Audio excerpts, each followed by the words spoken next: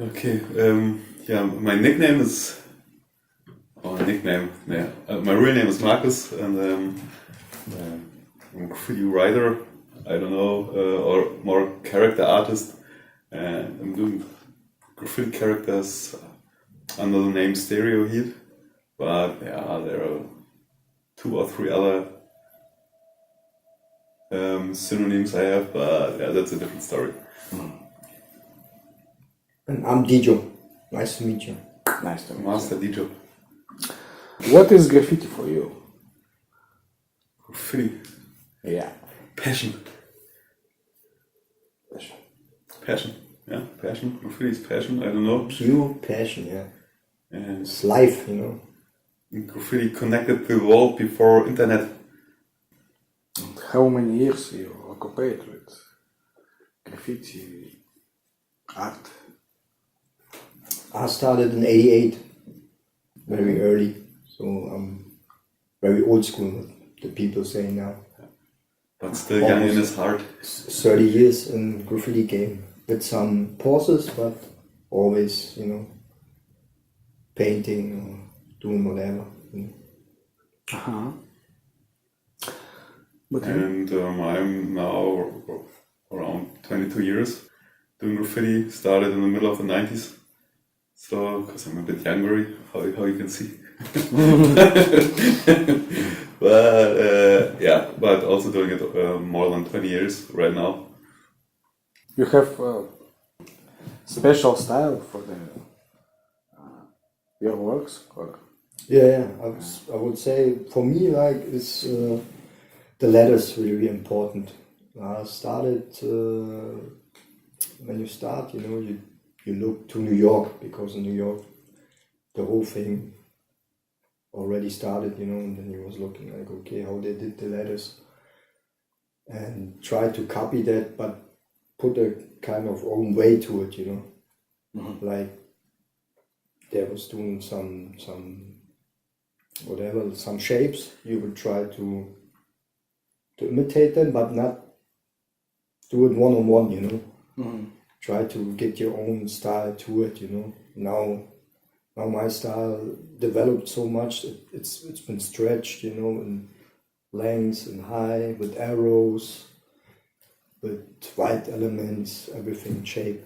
And yeah, it's called style writing also, because it only there are different types of graffiti everywhere, you know. Like, people do it for quantity, some people, you know, really simple, like one-up, for example, and people who are doing it for the abstract lettering, you know, like doing abstract letters and getting more and more. It's like like a meditation or something, you know, to make something new again. But it's still that you can see, okay, it's an A, but you still see the A, you know, like, you understand what I mean?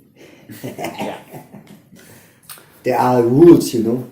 But when you have an A, it must be like this and this. You cannot make something that you don't, because most people, they try to make something really weird. You cannot read anymore, you know.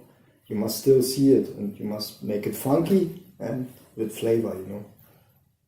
Like, for example, you got calligraphic guys, you know. They put like, one side is like big and the other is like slim, you know. And this gives them energy, you know, the letter. That's what I also try to do. Stretch letters and make new things, new forms, new shapes. But still you can read it, you know. Sounds good. Thanks. But you? Yeah, my style, I don't know. Actually, right now, these days, I'm doing kind of comic characters. I also started with graffiti letters in the 90s. Was a good friend of mine was brought it to my city when he came back from Denmark, but that's another story. And I was totally like how can I say? I was totally addicted from the first moment. So, and totally fascinated by painting letters. And doing this graffiti thing was also inspired by a lot of guys from Hamburg and Berlin, also inspired by Dejoe as himself here and other guys from Berlin. And I tried to do also my style of lettering and painted also characters, but just as a part of the piece, just simple characters. And after during the years, I focused more and more on characters, and then there was one day I decided, okay, I will totally concentrate on characters. And when I'm doing letters, I'm not doing this kind of styles anymore, more like typographical things and so. But this is more kind of my work right now, and yeah, that's it. How do you get inspiration for your works? I can say. I try to empty my head, because a lot of things that goes on your mind is not good, you know. Like, not good for you. I mean, it's not good. You just think, you know, you have a lot of things in your head. I try to get it out and then just concentrate on lettering, you know. And when I write, I don't use a pencil. I just use a pen, and every line I do is like that, you know. I don't go with the eraser and make it away. I just let it go like this to get a flow. And the more you practice, you get better and better, you know. And it goes fast also, you know. But it's your turn, baby. And where I do get my inspirations, I don't know, when I can paint what I want, so, and I do it in my free time, and have enough time to think about it, and I'm thinking about a topic, and then trying to transform this topic into a character and paint it. But right now, I have to be honest, so I'm working a lot in my job, and there's not so much time to paint as I painted 2 years ago or something like this. And it's sometimes a bit sad, because I can really feel how I lost some skills, but still trying to do my best. And I'm thinking positive, and I guess it's going up in the next time again. Cool. To go better again, and doing more stuff and bigger stuff, and painting more characters, and getting back into this mood. And but he's already the best, you know. no, there. How do you choose places when you in the city, when you take your walks?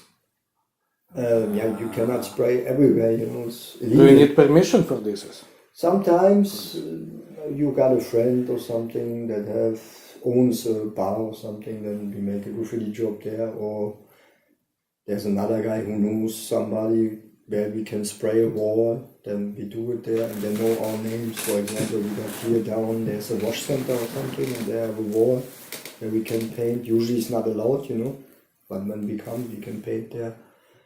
Or we go outside abandoned places to find a wall, because you have a nice or some nice background, you know, like fucked up walls or gray walls, you know, like all kinds of shit. But then you must go more outside, not in Berlin really.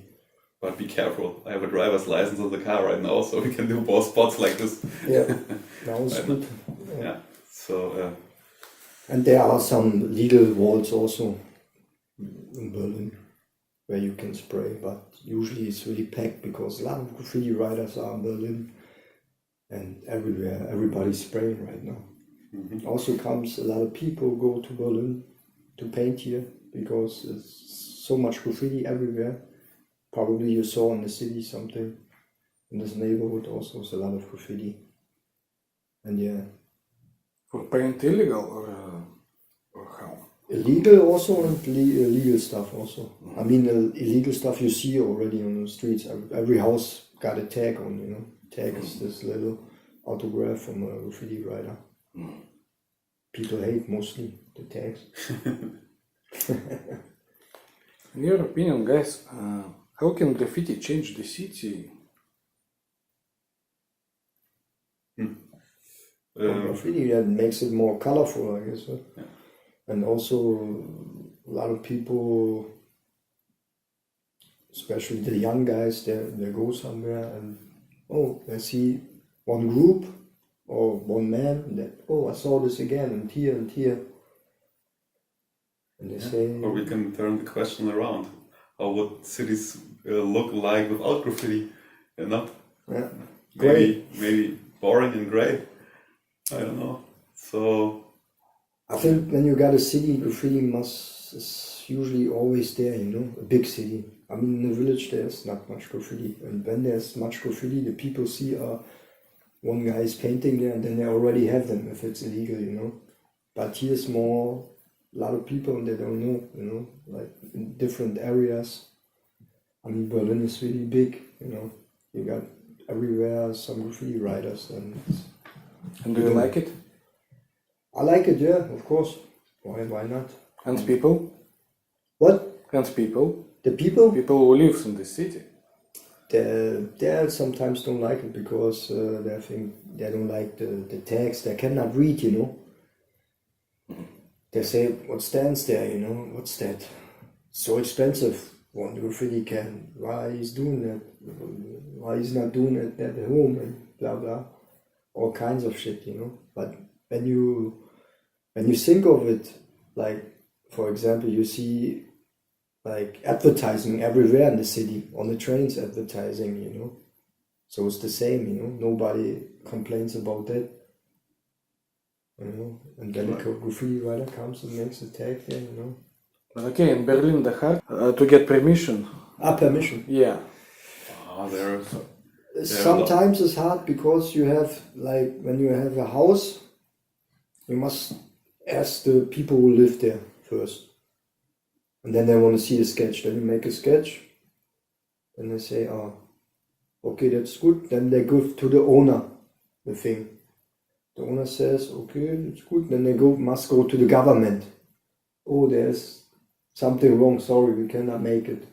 You must do another sketch. So 1 year is gone and you still don't have a wall, It's like this sometimes. Yeah, but for us, I don't know. I guess we are sometimes a bit lazy, but there are also some guys who are really on fire and really wants to have permissions for all the walls they want to pay. Maybe a little shout out to Wute from Club Ratten. Yeah. He's a guy really on fire every time, and he's looking for every wall he can paint. And when he's getting a permission, he will get the connection. Nobody knows how he is doing that, but he's on fire. He's a crazy guy and a good one, of course. A good guy, of course. But yeah, it's really hard to get, like, when you see a normal wall where people are living.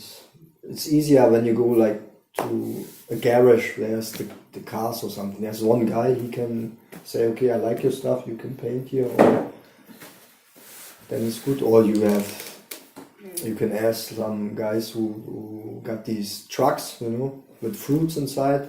They got mostly tags on, and then when you go there, let me do your truck. I bring my cans, let me do what I want. They'll probably say yes, because then the graffiti is gone, and then they have also protection for it, because nobody goes over it. If you are respected, in the streets of Berlin. Okay, last question. Can you tell more just about your works, guys? Just something maybe interesting, something about your graffitis. Well, about the works, yeah. Yeah. Like I don't know what's interesting about my graffiti. Or maybe some stories also. I don't have any idea. But, maybe stories, maybe I don't know. Maybe do you have more fan club, big fan club of your works? No. Sadly, I don't have a fan club. But But you got really followers. Do you have, how many And so- followers do you have? I don't have so much followers. Maybe I have a small fan club, but only girls inside, and they don't like my graph Over work. 20,000. He had over 20,000. No, That's much followers. You know? no. There's so much artists or graffiti artists right now with nearly 100,000 or 50,000 followers or something. But there's also much who have not only 1,000. So come on.